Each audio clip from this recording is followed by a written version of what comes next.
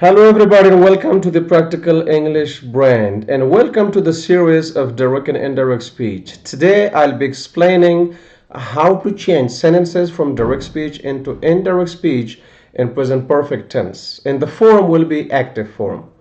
I'm gonna explain the structures for all forms: affirmative, negative, interrogative, in information questions.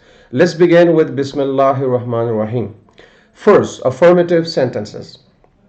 So at the beginning, look at the structure over here.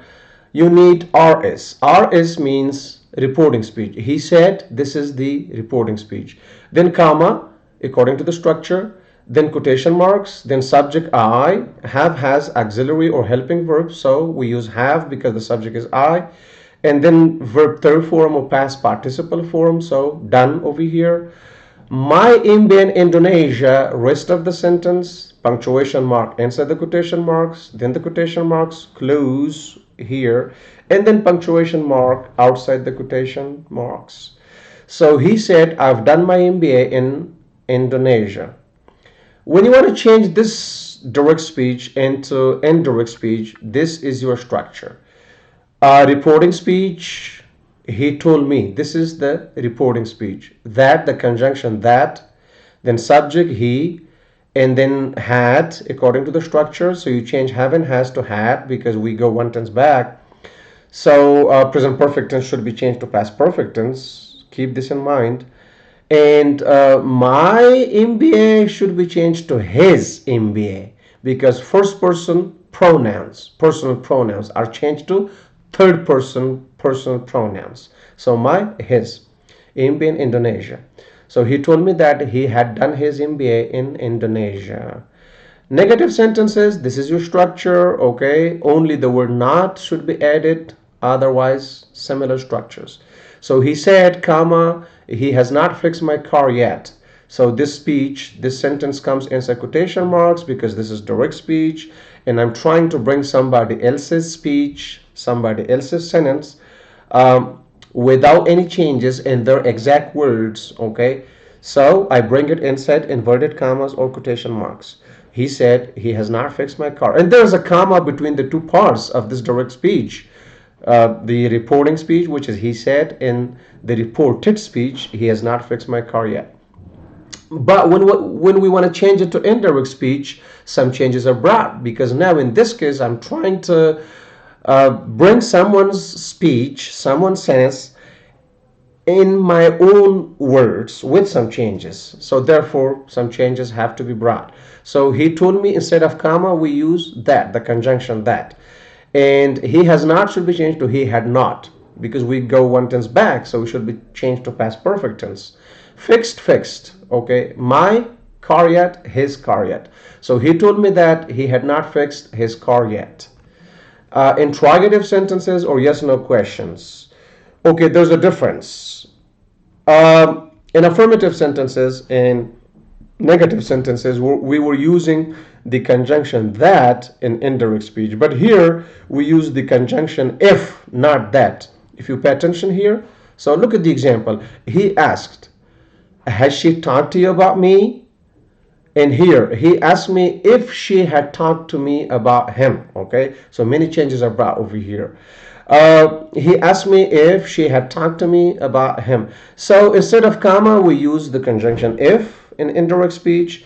And has she and she had. Inversion is done. Auxiliary has first and then subject, but here subject first, then auxiliary. And of course, auxiliary has is changed to had because we have to go one tense back. So in past perfect tense, our auxiliary or helping verb is had. And then main verb in third form, no change. Okay, to you should be changed to me because second person is changed to first person about me. So now me, first person is changed to third person, him. So he asked me if she had talked to me about him. Negative interrogative sentences. Here's the structure. If you need the structure, you want to be able to make more examples and practice your English, you can just pause the video and take a screenshot or take a picture of it or write down the structure. That will be useful for you. Okay, so they asked, haven't you performed the prayer? So now there are two ways. You can use the complete form of negative interrogative sentences, and you can use the short form. If you want to use the complete form, then you can say, have you not performed the prayer? But the short form is very, very common in both spoken in somehow normal written English. So having to perform the prayer, and here's the structure. This is how you change it. They ask me if I hadn't performed the prayer. WH or information questions. Here's the structure. You do not need any conjunction for WH questions in your indirect speech. The WH question word itself functions like a conjunction over here, so you do not need that or if. Okay, she asked, comma, where have you bought this book for me? So I mean, this is the direct speech, so it comes inside quotation marks. You can say quoted speech. And inside the quotation marks, we need a question mark because it's a question. And outside the quotation marks, we need a period because from the beginning, it is affirmative sentence. Okay, so therefore we need a period outside the quotation marks. And you want to change it. So she wanted to know where I had bought that book for her. Don't forget that you can use the phrase, she asked me.